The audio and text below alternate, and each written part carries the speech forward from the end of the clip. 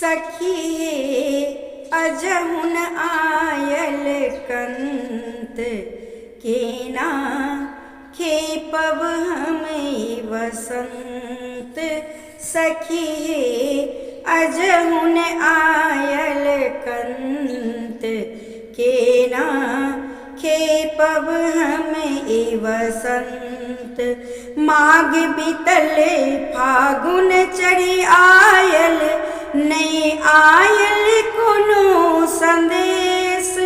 किनका संग हम फाग खिलायब पिया बसल परदेश।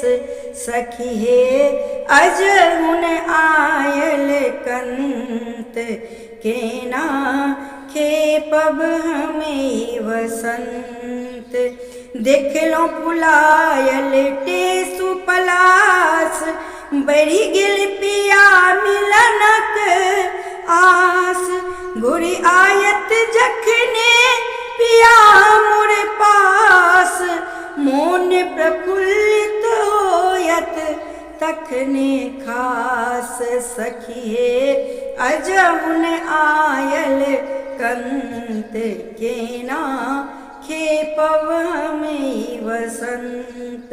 महुआ मजरल आम मोजरे गेलै बिरह के दिन बीतल 6 मास।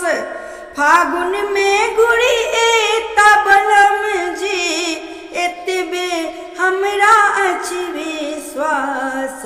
सखी हे अजहुन आयल कंत केना खेपब हमें वसंत।